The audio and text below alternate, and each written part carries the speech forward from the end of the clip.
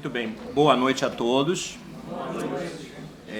Na última aula eu falei sobre o humanismo integral do Jacques Maritain, filósofo neotomista, cuja doutrina foi importante na elaboração de alguns documentos do Concílio Vaticano II, especialmente a Declaração Dignitatis Humanae sobre a liberdade religiosa e a Constituição Pastoral Gaudium et Spes.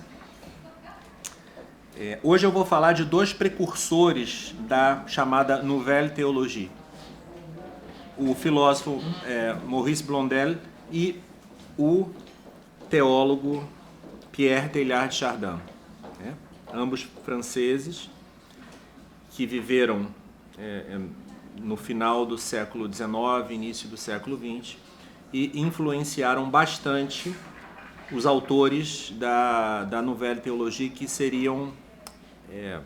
teriam uma influência direta nos textos conciliares, como o padre e depois cardeal Henri de Lubac,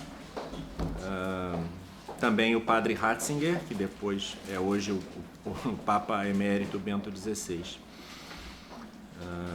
Bom, vou começar com o Blondel, tá? Ele foi um filósofo católico que procurou indicar a significação dos dogmas para a vida e sua verificabilidade à luz da experiência pessoal. A princípio, para um ouvido tradicionalista, isto já soa como a heresia modernista, né? Experiência pessoal, né? Mas a gente precisa ser bem rigoroso no tratamento dos filósofos, dos teólogos, né?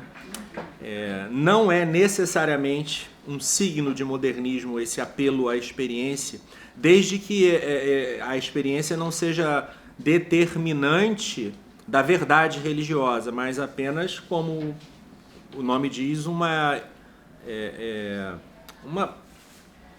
encarnação pessoal daquela verdade que já se crê, né, pela fé. A vida dos santos, por assim dizer, é a prova mais incontestável da verdade católica. A experiência da vida dos santos é a prova incontestável da verdade católica. Bom, o principal ponto que interessa para o problema do Vaticano II é a investigação que o Blondel faz da relação entre a natureza e o sobrenatural. Ele estava preocupado com uma coisa que ele chamou de extrinsecismo. Extrinsecismo significaria a ideia teológica de que a graça seria algo que vem de fora, extrínseca, a uma natureza pura que não suspeitaria da realidade sobrenatural nem a desejaria. Deixa eu me explicar melhor, ou explicá-lo melhor, né? A grande preocupação de Blondel e depois dos autores da Nouvelle Théologie, como por exemplo o de Lubac ou o Karl Rahner, é assim: você tem uma natureza com uma finalidade, uma natureza humana criada com uma finalidade natural, e depois viria a graça, o sobrenatural, como uma espécie de plus, assim, que ninguém pediu. Bom, como é que eu me condeno por rejeitar alguma coisa que não é necessária, assim, que é um convite? É um problema real. Vejam, o problema real existe, mas a maneira como eles colocam o problema já é problemática também, porque, na verdade, o homem como pessoa, como espírito, né? como animal racional, diria Aristóteles, ou como imagem de Deus, diríamos nós, né? A partir da Escritura, tem na sua realidade o espírito, a abertura ao divino, a abertura à transcendência, né? Então a graça, por assim dizer, ou o sobrenatural, nunca é algo que realmente aparece como algo alheio à vida do homem. Nunca. Quer dizer, e mais, qualquer que seja a finalidade natural da vida humana, se não houvesse a elevação sobrenatural, ainda assim seria a vida em Deus. Seria a vida religiosa. Não há nada que assim, não existe uma finalidade temporal do ser humano, viver neste mundo. A finalidade do homem enquanto tal é viver para Deus. Obviamente, sem a graça, nós não poderíamos participar da natureza divina, né? Não teríamos a caridade, mas viveríamos uma fé pré-sobrenatural, uma dileção pré-sobrenatural, uma esperança pré-sobrenatural. Isso seria o fim da vida humana. E isso é o que os autores da Nouvelle Teologia, interpretando também a escolástica moderna, que falava, parece falar de dois fins algumas vezes, mas também não é uma interpretação muito conveniente. Eles fizeram a interpretação de que a vida humana seria uma coisa completamente alheia à vida sobrenatural. Não, a vida humana, se não fosse elevada à vida divina, ainda a vida divina, estritamente falando, a vida sobrenatural, a sua finalidade seria a vida religiosa. O fim mais alto da natureza humana não seria a união com Deus, porque isso é a caridade que proporciona, mas seria viver uma fé pré-sobrenatural, uma dileção a Deus pré-sobrenatural. Compreendem isso? Isso é hiper óbvio, assim, mas parece que não está muito presente nas elucubrações desses homens. Por isso eles criaram esse problema do extrinsecismo. Quer dizer, é um falso problema para o qual as respostas, portanto, serão equivocadas. Percebe? Quando você coloca mal uma questão, vem uma resposta infeliz também. Eu confesso que eu não sei o quanto a teologia da época deles apresentava as coisas de uma forma que talvez fosse muito... apresentasse a questão da fé e tal de uma forma muito exterior à vida humana, mas o que o teólogo, o que o filósofo católico tem que fazer diante desses problemas é reconduzir as coisas à verdade e não fazer uma interpretação a partir das interpretações erradas, né? Então, esse ponto tem que ficar claro. A finalidade da vida humana, enquanto tal, abstraída à vida sobrenatural, ainda assim é uma fé religiosa. É a vida religiosa. Não tem nada mais que o homem possa fazer, viver, do que buscar a Deus. E ele, enquanto homem, ele, pela sua natureza humana, busca a verdade. E a verdade, em última instância, é Deus, né? Então, todo homem que vive em conformidade com a imagem divina da sua alma, que consegue ouvir a voz da sindérese e perceber a lei natural e tal, esse homem busca a Deus. E todo homem que assim vive, quando o apóstolo vem trazendo o evangelho, o que ele vai fazer? Aceitar. Ou seja, todo homem que vive na ignorância invencível do evangelho, né, que tem a graça implícita, é alguém que quando chegasse o missionário ia se converter. Isso eu já falei em outro momento, né? Mas é isso. Ou alguém que até o final da sua vida vai se converter, vai conseguir vencer as barreiras psicológicas que um mau missionário, pessoas ruins da igreja não conseguem. Ele vai conseguir vencer. Por quê? Porque Deus não deixa uma pessoa reta, uma pessoa que está buscando a verdade, sem o encontro da verdade. Até porque é Deus que está no início desse processo, impulsionando a busca da verdade. Então, uma pessoa que vive de acordo com a natureza humana é um buscador da verdade. A pessoa que vive de acordo com a imagem divina na alma é uma pessoa aberta à revelação. Então a revelação e a graça nunca são algo extrínseco, mas são algo mas é algo que vem ao encontro da realidade humana enquanto tal. Eu não preciso supor, por exemplo, como fará Delubac, eu vou falar em outro momento, que o homem tem uma tendência estrutural ao sobrenatural. Não, basta que eu diga, ele tem uma tendência estrutural à verdade, a Deus. E àquilo que Deus quiser fazer conosco. Aquilo que Deus... essa que é a finalidade natural do ser humano, né? O homem está aberto a receber de Deus aquilo que ele queira dar. Então, nunca, nunca, nunca a graça apareceria como um plus desnecessário, mas sempre apareceria como o coroamento inimaginável dessa busca por Deus, pela verdade. Ok? Isso resolve essas aporias dos neoteólogos, né? Sem necessidade de recorrer a teses estranhas, como uma tendência estrutural ao sobrenatural, que coloca o sobrenatural na natureza. É uma coisa... eu falarei melhor disso na próxima aula, porque hoje eu não vou tocar no Lubac, né, no Belubac. Depois dessa história do extrinsecismo, tem uma outra questão. Deus, já dizia Santo Agostinho, é o mais interior de nós mesmos, certo? Não porque ele seja uma parte constitutiva da natureza humana, mas porque pela sua presença na criação, ele também está no íntimo do espírito humano. Na última morada do castelo teresiano, ele habita no centro da alma humana. Ele não é uma parte da alma humana, nem a mais superior, como diria equivocadamente o mestre Eckhart, um místico especulativo medieval.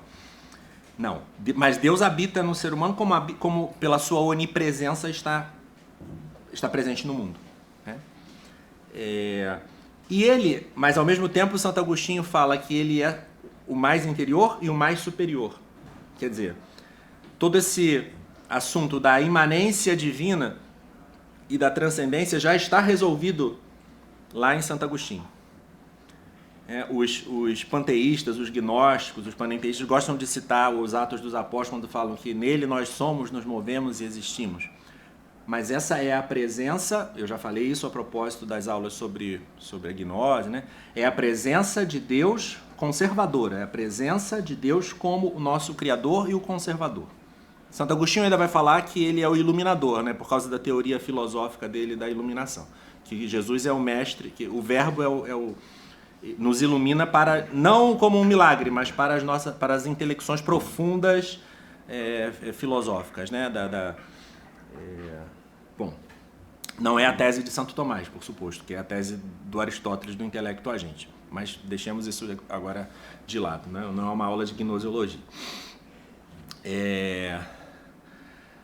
Então, a graça age em nós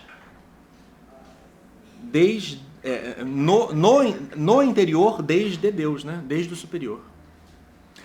Quando o apóstolo, o evangelizador, o pregador fala, é claro que o que está suposto aí é menos a exterioridade do que a alteridade.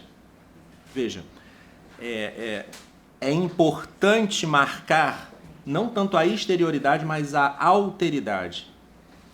É outro aquele que me comunica a mensagem. E quando ele me comunica e desperta em mim a abertura ao dom da fé, o dom da fé vem de Deus, superior, né? Não vem de fora, vem do superior ao meu interior. Mas vem de outro, de outrem, do outro... não gosto dessa expressão, não, do totalmente outro, de certa fenomenologia religiosa e tal, mas vem de Deus. O evangelizador, o pregador, ele fala, eu escuto pelo ouvido, eu formo, se forma a imagem lá da coisa dita, né, da verdade, lá da cena do evangelho, da verdade, mas de onde que vem a iluminação para eu saber que aquela verdade consiste na verdade do mistério de Deus? De Deus, né? De Deus. Claro. Vem de cima, mas desde dentro. Então, essa história do extrinsecismo é uma história... é uma leitura superficial. A partir de uma leitura superficial da visão tradicional... acaba desviando a questão e para uma apologética da imanência equivocada, como a gente vai poder ver, tá? Porque nós precisamos, assim como nós precisamos no conhecimento vulgar, no conhecimento das coisas do mundo, dos sentidos para ver as coisas, né, para o nosso sentido, os sentidos exteriores, para os nossos sentidos interiores formarem a imagem, para o intelecto a gente iluminar e nós, então a inteligência captar a forma, da mesma forma, para a conversão eu preciso ouvir o evangelho, a pregação, para que Deus possa me dar a iluminação da verdade daquilo que está sendo ouvido. Eu não tenho um erro pior do que um extrinsecismo, seria um intrinsecismo, né? Como se eu já tivesse em mim toda a potência sobrenatural e o pregador fosse só a causa ocasional para que eu despertasse a minha semente divina, alguma coisa assim. Não é assim. Quando o pregador fala, desperta em mim o dom da fé, mas ao mesmo tempo, que está sendo doado ao mesmo tempo, né? Para que eu possa aderir a outrem. E não para que eu possa conhecer um sobrenatural que já seria dado em mim. Né? Bom, Blondel vai dizer que o sobrenatural supõe primeiro uma natureza dada, uma ordem humana, e essa natureza não é o ponto de partida de uma nova criação, mas o ponto de apoio e o dado para uma elevação que confere à criatura uma participação na vida divina. Então, primeiro, o sobrenatural exige um primeiro dom, que é a natureza. Tá bom. Nisso ele está certo. Né? Mas ele vai definir o sobrenatural não como Deus em si mesmo, mas como uma espécie de matrimônio da alma e Deus. Por conseguinte, não basta pensar em um simples acidente, um agregado arbitrário, uma forma extrínseca ao homem ou uma verdade intrínseca a Deus. Segundo a expressão consagrada, é uma adoção, uma assimilação, uma incorporação, um consórcio, uma transformação que faz possível simultaneamente a união e a distinção de ambos, incomensuráveis pelo vínculo da caridade. Aqui há outra confusão. Ele está como que querendo se opor à ideia da graça como um hábito. Essa ideia da graça criada como um hábito, que está em nós, elevando a nossa natureza. Qual é a confusão aqui? A confusão entre os âmbitos da graça incriada e da graça criada. A graça incriada é o próprio Espírito Santo que inabita em nossas almas numa relação, efetivamente, uma relação de amor, de amizade, é uma relação. Esse consórcio aqui, esse matrimônio entre Deus e a alma. A inabitação do Espírito Santo e também do Pai e do Filho, né, que vem com a graça incriada é esta relação. Mas qual é o efeito da graça incriada? Bom, é difícil falar aqui de efeito ou de causa, o que vem primeiro, né? Porque a graça criada, que é pela presença do Espírito Santo na nossa alma, as nossas faculdades ficam elevadas. Elas são como que ele não gosta de falar isso, mas são como que recriadas. A natureza aumenta a sua potência. Ela passa a ser mais do que ela é por si só. Porque aí eu posso conhecer com o meu intelecto coisas que ultrapassam a capacidade da inteligência natural. Eu posso esperar com o meu coração coisas que ultrapassam a capacidade da afetividade natural. E eu posso também amar com a minha vontade de uma forma que ultrapassa, me doar de uma forma que ultrapassa as capacidades do meu livre-arbítrio natural, da minha capacidade volitiva natural. Compreendem isso? Então, a graça, isso sou eu, a graça faz um upgrade, né? Assim, sou eu que agora tenho uma capacidade maior de conhecimento, uma capacidade maior de amor, uma capacidade maior de esperança, né? Então, a graça criada é isso, é um hábito. Né? Por que tem que ser um hábito? Por que não é a graça incriada? Porque ela cresce, né? Ela cresce, ela é algo que aumenta, ela é algo que que muda, né? Eu posso adquirir, perder, né? Agora, a inabitação do Espírito Santo na alma, quer dizer, eu posso perder de uma vez por todas essa habitação se eu me perder, se eu me condenar, né? Assim, aí é como São João fala, a semente de Deus não permanece naquele que peca contra o Espírito Santo e sai desse mundo longe de Deus. Mas em todo aquele que é batizado, o Espírito Santo, às vezes a gente está convertido, quando a gente está em estado de graça, a gente está convertido para Deus e, portanto, a graça habitual está viva em nós, a fé está viva, a caridade está viva. E às vezes não, então a presença de Deus ela fica como no modo da conservação. Deus está lá esperando a gente se voltar para Ele, né? Nos chamando para nós nos voltarmos para Ele. Na verdade, o que muda é a nossa atitude em relação à presença de Deus. Nós nos voltamos para Deus, nos convertemos, ou nós... Né? Deus não muda, Deus não entra e sai, entra e sai. Deus não muda, né? Nós é que mudamos. Nós é que mudamos.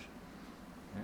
Então, a inabitação do Espírito Santo é quando a nossa alma elevada pela graça se coloca na presença de Deus que está no centro da nossa alma.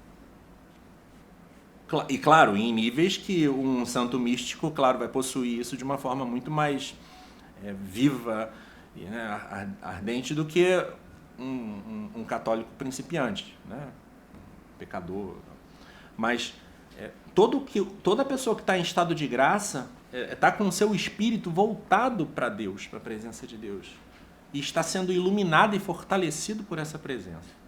E está vivendo dessa presença.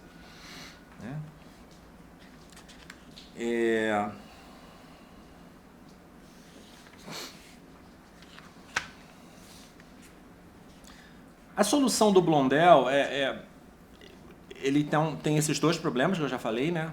O estrincecismo, que é uma interpretação ruim da maneira tradicional de entender, e também essa não distinção entre a graça incriada, que é essa relação, que implica essa relação amorosa, né? A presença do Espírito Santo implica essa relação de amizade com Deus, e a graça criada, que é a elevação das nossas potências, que é a transformação das nossas potências para que nós possamos conhecer, amar e esperar, como de uma forma que nós não podemos fazer só pelas nossas potências. A nossa natureza, ela é modificável, né? A natureza humana é modificável. Se ela não fosse, ela não poderia ser. Mas o nível de modificação que ela pode receber, Deus quer nos levar até a visão beatífica, então é uma modificação tremenda, né? Digo, modificável na ordem, porque isso é perigoso falar também, né? Modificável no sentido de ela pode ser intensificada na direção que ela já tem naturalmente. Ela pode ser intensificada na direção que ela tem. Ou seja, ela pode se tornar mais espiritual ainda, né? Ela pode se tornar... o conhecimento dela pode se tornar mais profundo, o amor dela pode se tornar mais profundo. A natureza é modificável nesse sentido, né? Não a natureza corpórea, mas a natureza espiritual, ela é intensificável, ela é naturalmente intensificável, porque se não fosse, Deus não poderia fazer o milagre da elevação sobrenatural. Assim como as coisas da natureza na qual Deus opera milagres, elas possuem mais propriedades do que aquelas que nós conhecemos, né? Para que elas possam ser... elas possuem mais potência do que aquelas que nós conhecemos, para que elas possam ser modificadas por Deus sem trair a própria natureza da coisa, né?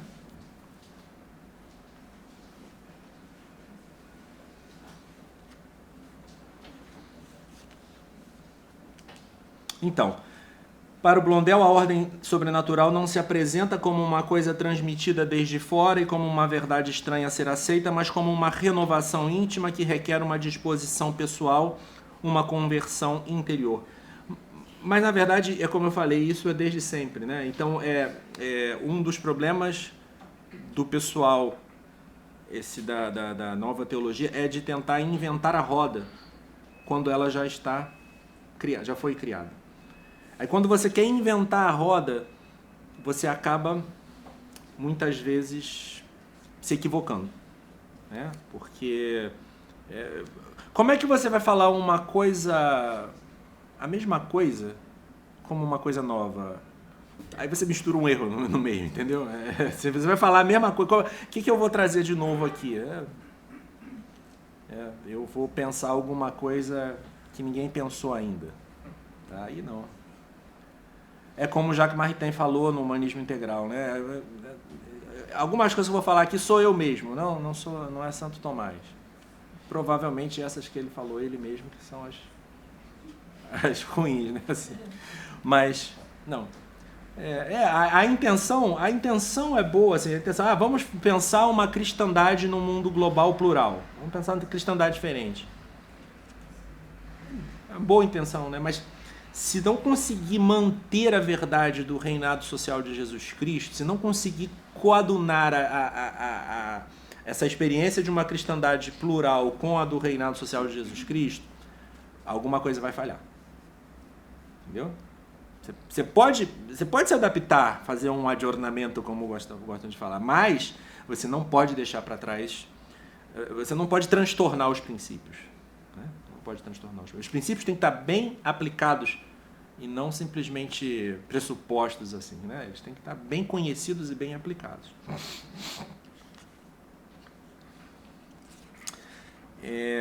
A maneira como ele vai depois falar de como a natureza e o sobrenatural se harmonizam, não é tão interessante assim. Ele fala que o que possibilita essa harmonização é a conveniência entre as aspirações naturais do ser humano e as respostas do sobrenatural, né? Então ele vai dar um monte de exemplos que por exemplo, o sentimento estético diante da natureza, que pode se reduzir a uma experiência de vaidade passageira ou de contemplação da presença divina na criação. O anseio humano de glória, que pode ser mortificado e transfigurado na aventura apostólica.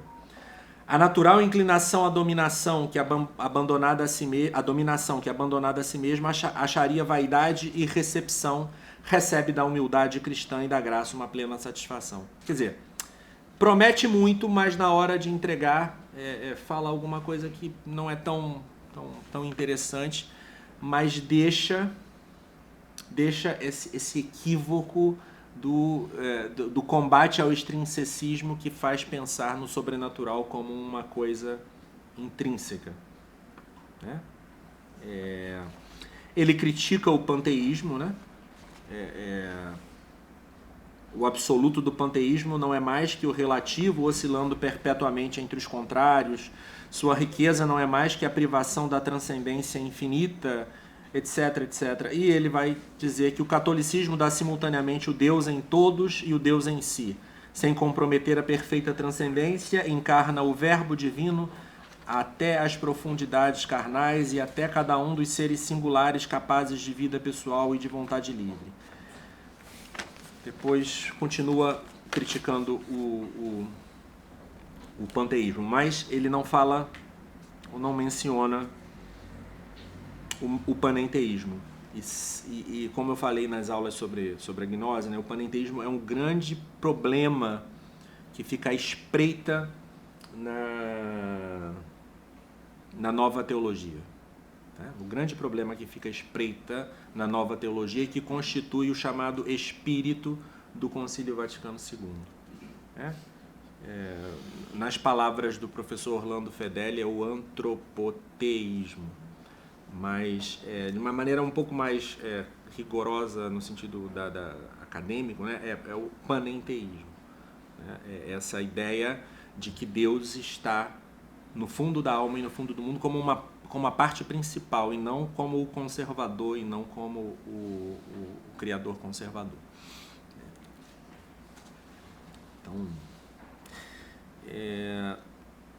Então eu escrevi aqui uma outra coisa que eu gostaria de de falar. O problema do extrinsecismo nasce de uma má compreensão da relação entre as pessoas divinas e a pessoa humana, que na realidade é uma má compreensão das relações interpessoais, simplesmente. Né? As relações interpessoais nunca são uma relação entre um dentro e um fora, é mais uma relação entre dois hóspedes mútuos. Uma relação interpessoal é uma relação entre dois hóspedes. Uma pessoa que se relaciona pessoalmente com outra, elas coabitam num mesmo espaço espiritual, digamos assim. Né? Elas estão, claro, fora uma da outra do ponto de vista corpóreo, mas o som das palavras, as palavras, o que elas fazem é comunicar dois corações. Né? Duas mentes e dois corações. Então, e como se inicia esse processo? Pela confiança em outrem. Né?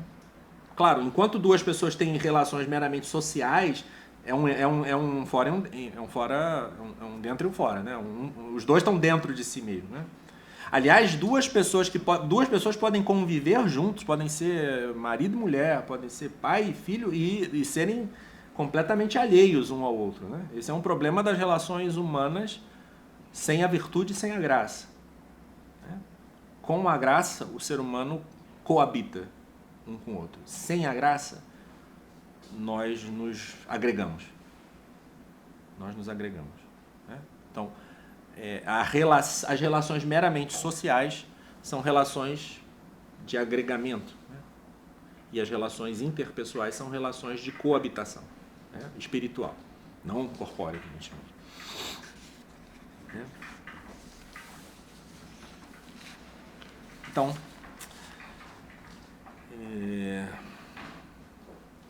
repito, Blondel confunde os dois tópicos na questão do sobrenatural, que são inseparáveis, mas são distintos. Por um lado, a elevação sobrenatural ou a filiação divina, que é do âmbito ontológico e consiste efetivamente numa relação de amor ou amizade entre a pessoa humana e Deus, quer dizer, que é uma relação ideal em Deus, né?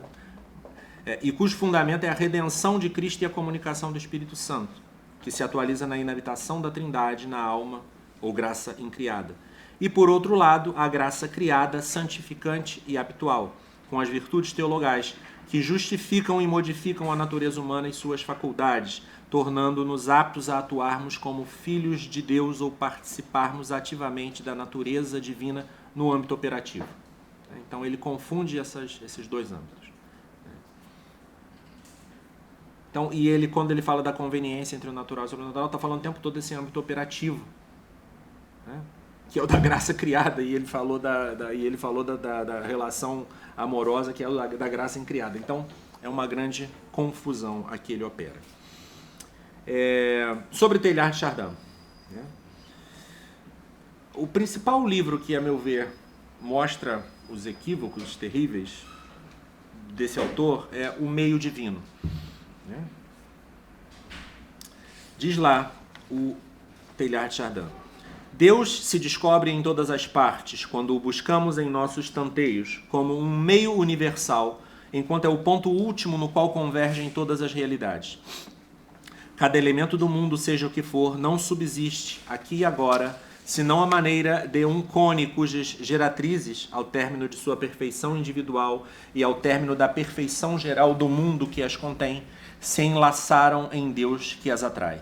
Portanto, todas as criaturas, enquanto que o são, não podem ser consideradas em sua natureza e em sua ação, sem que no mais íntimo e mais real delas mesmas, como o sol nos fragmentos de um espelho quebrado, não se descubra a própria realidade, com R maiúsculo, Deus, né? Una sob a multiplicidade, inatingível em sua proximidade espiritual sob a materialidade. Nenhum objeto pode influir sobre nós pelo fundo de si mesmo, sem que sobre nós também irradie foco universal. Precisamente porque é o centro, Deus ocupa toda a esfera. No meio divino se tocam todos os elementos do universo pelo que tem de mais interior e definitivo. Concentram o que tem de mais puro e de mais atraente. Ao encontrar-se, perdem sua exterioridade mútua. Isso não é o panteísmo, eu chamo de panteísmo tosco, né, que Deus é o mundo é Deus, mas é o que eu chamo de panenteísmo, quer dizer, pelo ápice todas as coisas coincidem em Deus. né? Essa visão essa visão do cone é dele, né? Assim, outros autores usaram uma visão mais clássica, Plotino e Nicolau de Cusa, do centro e da circunferência, né? Ele usa do cone, né? E das geratrizes.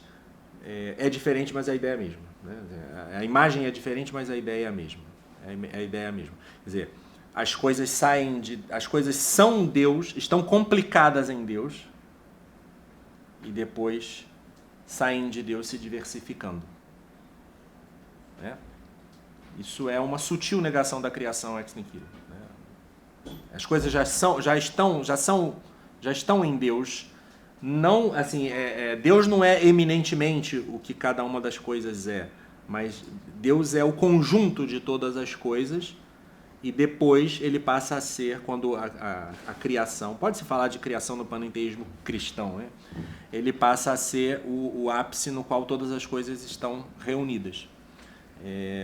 Aquela imagem que eu falei da coabitação dos seres, ela é possível por causa do amor, né? Por causa da graça, né? Senão não há coabitação. Só existe verdadeira amizade, assim, num sentido muito estrito mesmo, na graça, né?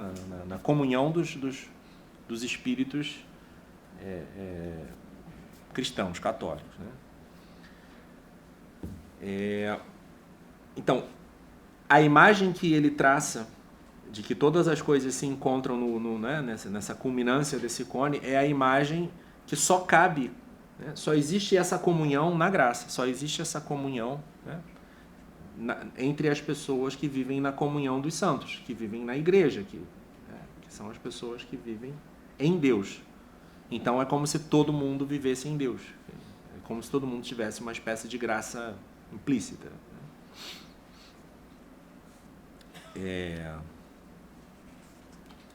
Deus está no fundo de cada coisa, repito, mas não é o fundo de cada coisa. Deus está no fundo de cada coisa, mas não é o fundo de cada coisa.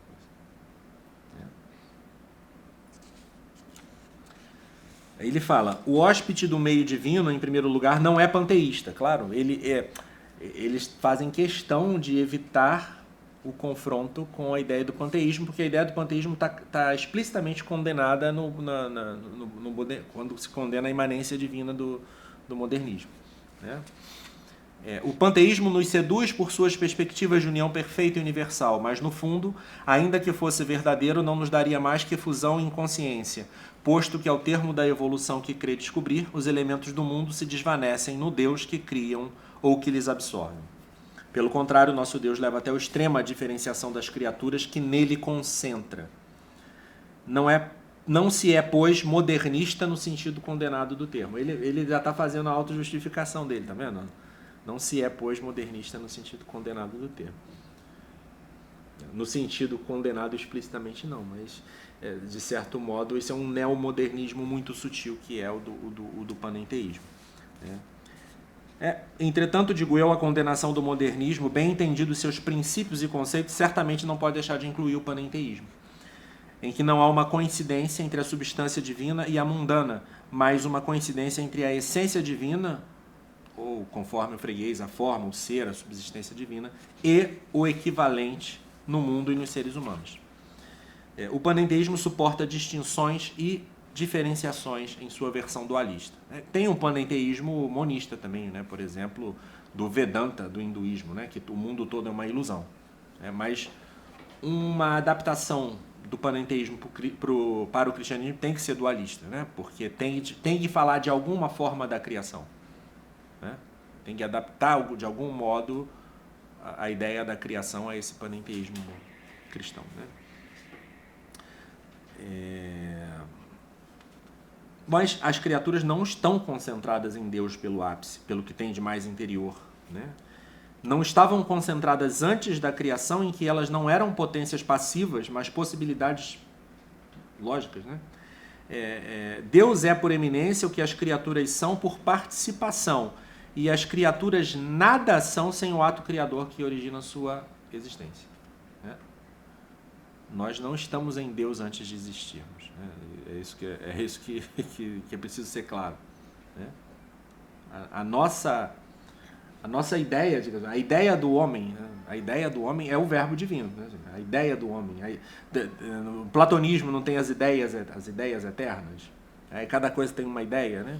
A ideia do homem é a ideia do verbo divino, quer dizer, a ideia do homem e do anjo, né? Assim, digamos assim, né? De todos os seres espirituais criados, né?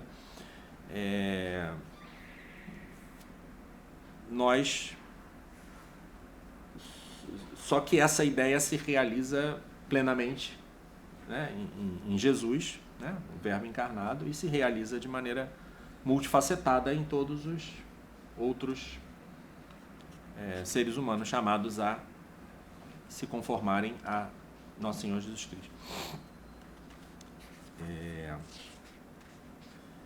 Então, as criaturas tampouco estão concentradas durante a existência do mundo, onde a intenção intelectual dessa noção de concentração, para ser ortodoxa, deve se referir à comunhão espiritual que tem com Deus e entre si as almas em graça. Essas almas que estão em graça, estão em comunhão com Deus e consigo, em Deus, no Corão, né? Ou desde uma visão sub specie eternitatis, deve se referir às almas predestinadas, à igreja esposa, ao reino dos céus, né, no final dos tempos. Depois, Teilhard vai dizer que Deus nos conserva no ser como uma aspiração essencial para Ele. Veja que ele não diz que há em nosso ser, a nossa essência, uma aspiração a Deus ou que Deus é nosso fim. Ele diz, de modo indireto e confuso, que a nossa essência é uma aspiração a Deus, com a qual somos definidos como desejo de Deus. Tal desejo é o que nos constitui. Não é um acidente, ainda que fosse um acidente inseparável da nossa natureza, né? Toda criatura tem uma relação criatural com Deus. Essa relação é uma relação categorial, ensinos escolásticos, né? Ela é inseparável da criatura, mas ela não é uma relação transcendental. O que é uma relação transcendental? Uma relação transcendental é uma relação que define a coisa, né? A coisa é aquela relação. Tipo assim, as pessoas divinas, elas são relações subsistentes, né? O Espírito Santo, o Pai, o Filho, essas pessoas, elas existem na referência às outras, né? Se nós fôssemos relações transcendentais a Deus, nós nunca poderíamos nos afastar dele, né? Digamos assim. Então, quando alguém... O panenteísta sempre vai comendo pelas beiradas. Ele sempre vai dizendo coisas que o cristão que não tem condições de saber essas questões todas de metafísica, de ontologia, das relações, das categorias aristotélicas. Então, ele vai falar que é uma aspiração essencial a Deus. Quer dizer, uma aspiração essencial a Deus. Ele está dizendo que a nossa essência é um desejo de Deus.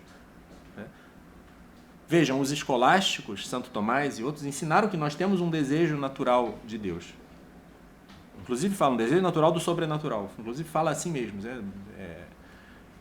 Mas não é um desejo, é um desejo inato, mas não é um desejo que é a natureza, é um desejo que está na nossa natureza. Ele é um desejo transcendental, ele não é um desejo categorial e não é um apetite ilícito que a gente escolhe. Nós não escolhemos nos dirigir a Deus, no sentido que a gente escolhe tomar água ou tomar café. Mas não é que... mas não é a nossa natureza que é isso. É algo que está em nós. Compreendem? Não é a substância. A nossa substância não é relação com Deus. A nossa substância tem uma relação com Deus. Tem uma relação com Deus, mas não é uma relação com Deus. Okay? Tem. Então essa distinção parece assim bobeira, sutilezas de filósofos, sutilezas de acadêmicos. Não. É que se você define a nossa essência humana, a nossa natureza humana, a nossa substância humana como uma relação a Deus, como raios eu vou poder me afastar de Deus? Entendeu? Vocês podem imaginar todas as consequências teológicas disso? salvação universal, né? Negação da reprovação, negação do inferno. Por isso que muitos teólogos depois, nem sempre com muita consciência das consequências, defendem a tese de que o inferno está vazio. Alguém pode até se perder, mas a misericórdia de Deus vai salvar todo mundo e tal.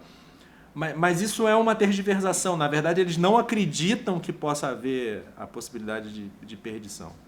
Porque eles acreditam que o homem é uma relação com Deus, entendeu? Que é mais ou menos como se fosse uma santíssima multiplicidade. Não a santíssima trindade, a santíssima multiplicidade.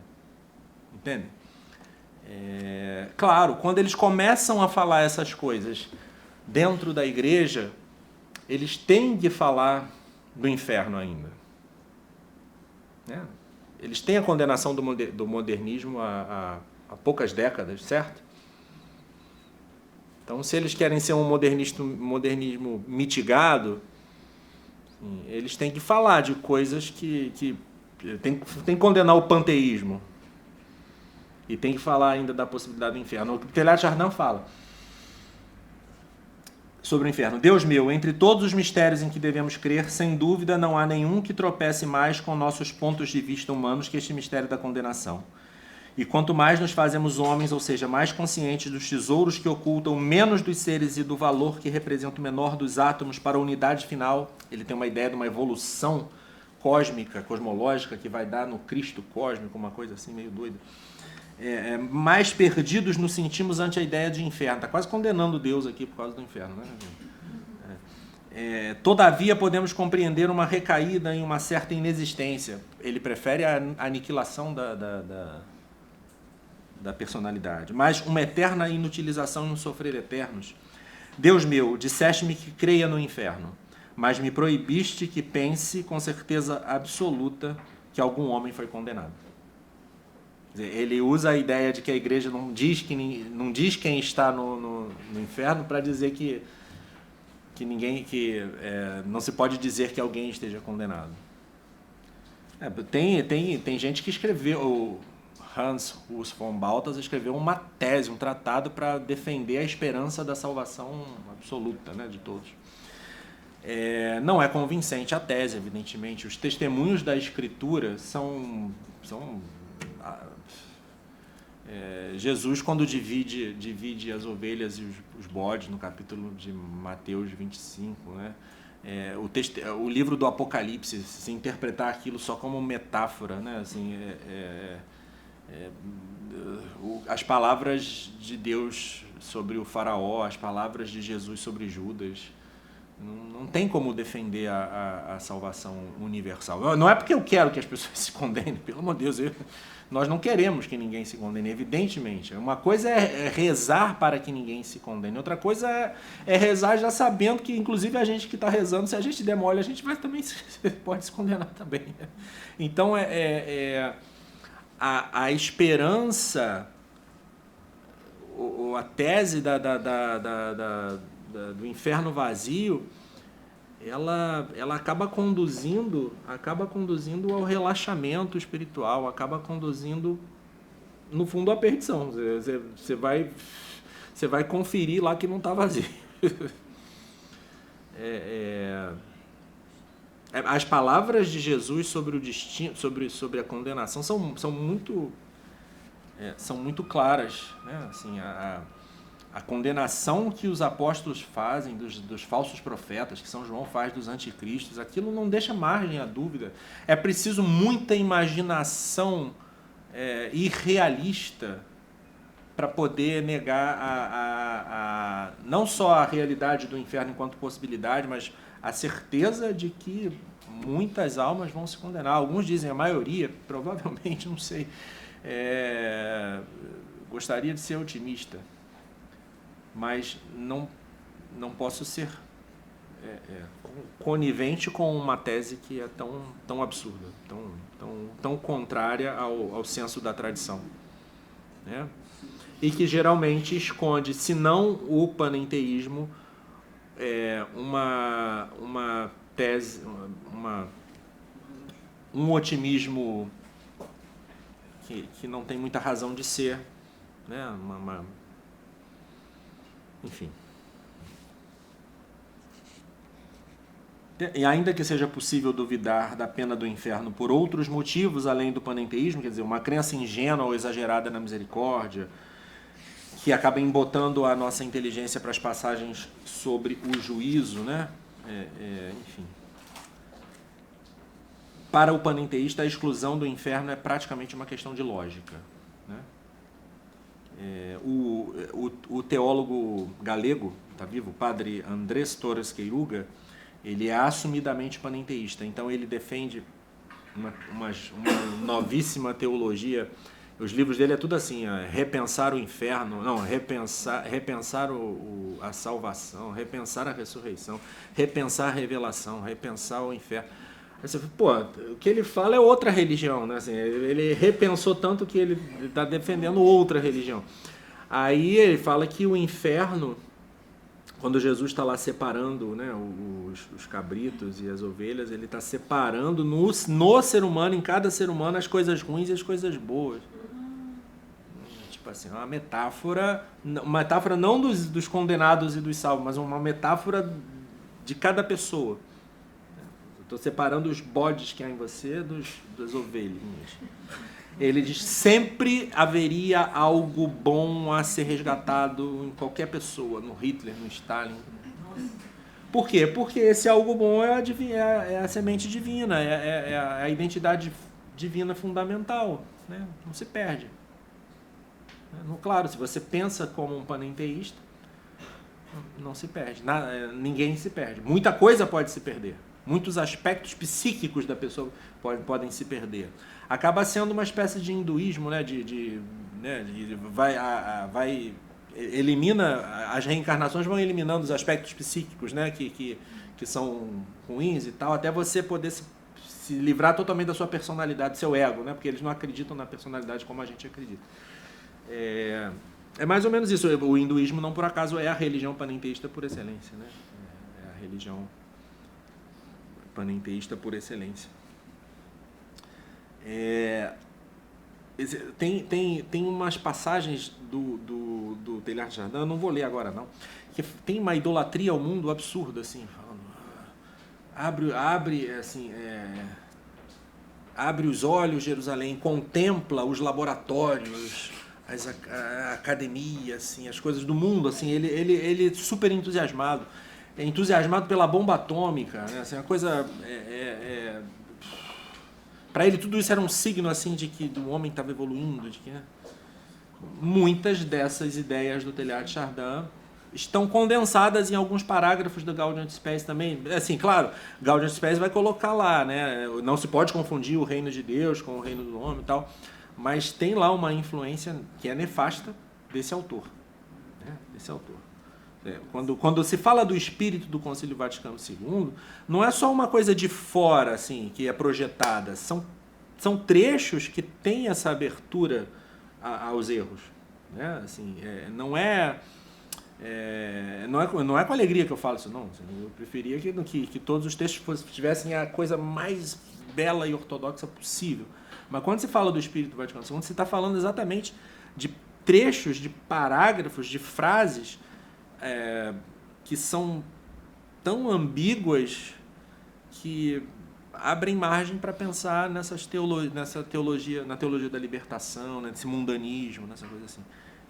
Infelizmente, é uma coisa triste, mas não é mentira, né? A ideia do meio divino é uma das principais causas do imanentismo que penetrou na teologia e na vida católica no pós-concílio. Esse é um autor que ele foi condenado, mas depois foi reabilitado. Ele devia ter ficado condenado? Descondenado. Não acrescenta nada. É um falso profeta, assim. O padre Delubat, ele em vão, ele tenta defender o seu mestre. Ele foi aluno do Teilhard de Chardin, foi discípulo, né? Aluno não, discípulo do Teilhard de Chardin, dizendo que ele não era panteísta e tal, mas é que ele não reconhece a especificidade do panenteísmo, né? Claro, panteísta, nesse panteísmo spinoziano de que tudo é... Não foi, mas... Enfim. Mas o nosso caro Dietrich von Hildebrand, um pouco mais profundo, embora não fosse teólogo, ele era mais filósofo também, falava um pouco mais profundo do que Delbar, ou bastante mais profundo, na minha opinião, mesmo sem dispor do conceito de panenteísmo, percebeu a impiedade do pensamento do falso profeta. Ele chama assim o Teilhard de Chardin de falso profeta, né? No seu livro O Cavalo de Troia na Cidade de Deus. O Dietrich von Hildebrand ele tenta salvar o concílio das interpretações progressistas assim que o concílio acabou, né? E escreveu o livro O Cavalo de Troia na Cidade de Deus. E aí tem um apêndice que ele dedica ao Teilhard de Chardin, né? E ele fala, estou citando o Dietrich von Hildebrand. Agora o Dietrich von Hildebrand fala melhor do que eu, então eu vou citá-lo, não vou ficar falando de mim mesmo. Não é de maravilhar que Teilhard censure a Santo Agostinho por haver introduzido a diferença entre o natural e o sobrenatural. Na religião panteísta e naturalista de Teilhard não há lugar para o sobrenatural nem para o mundo da graça. Para ele, a união com Deus consiste principalmente na assimilação ao processo evolutivo, não na vida sobrenatural da graça que se infunde em nossas almas por meio do batismo. Por que um exclui o outro? Se a noção teilhardiana de uma participação em um processo evolutivo fosse realidade, então teria que ser uma forma do concursos divinos. Por muito grande e misterioso que seja o concurso divinos, ou seja, a assistência que Deus dá a toda criatura em cada instante sem a qual voltaríamos ao nada, entretanto há um abismo entre esse contato metafísico natural e a graça. Eles confundem a presença conservadora de Deus com a presença deificante, santificante da graça. E ainda, Teilhard escreveu: Cristo se converte na chama dos esforços humanos, se revela como a forma de fé mais adequada para as modernas necessidades, uma religião para o progresso, mais ainda, a religião do progresso na Terra. Atrevo-me a dizer, a religião da evolução. E ainda continua o Dietrich von Hildebrand. O cardeal Newman diz: São Paulo trabalhou mais que todos os apóstolos. E por quê? Não para civilizar o mundo, não para brilhantar a face da sociedade, não para fazer propaganda no estrangeiro, não para cultivar a razão, não para nenhuma meta humana grande, não para converter toda a terra em céu. Este foi o verdadeiro triunfo do Evangelho, converteu os homens em santos. Isso é o Dietrich, o Hildebrand citando o Newman, Santo Newman, Santo Cardeal Newman. Esta comparação nos falará muito sobre duas maneiras distintas de apreciar o sentido e finalidade do cristianismo. Enquanto Newman falava da missão elevante, o Teilhard de Chardin falava de uma missão, falsa missão imanentista da igreja. Então, muitas outras coisas o Dietrich von Hildebrand falou, por exemplo. Uma das falhas filosóficas mais surpreendentes do sistema de Teilhard é sua concepção do homem. É uma grande ironia que o autor de O Fenômeno Humano tenha deixado de ver por completo a natureza do homem como pessoa. Comete a falha de não apreciar o abismo que separa uma pessoa de todo o mundo impessoal que a rodeia, de não apreciar a dimensão completamente nova de ser que está implicada em uma pessoa. A ideia teilhardiana de superhumanidade, essa concepção totalitária da comunidade, mostra a mesma ingênua ignorância do abismo que separa do mundo impessoal o glorioso reino da existência pessoal. Revela também a cegueira de Teilhard para a hierarquia do ser e a hierarquia dos valores. Outro aspecto da cegueira de Teilhard para o caráter essencialmente individual da pessoa é seu desordenado interesse no homem como espécie. A visão de Teilhard se delata em sua atitude ante a bomba atômica de Hiroshima. O suposto progresso da humanidade que Teilhard vê na invenção das armas nucleares lhe importa mais que a destruição de inumeráveis vidas e que os atrocíssimos sofrimentos que infligiram a pessoas individuais.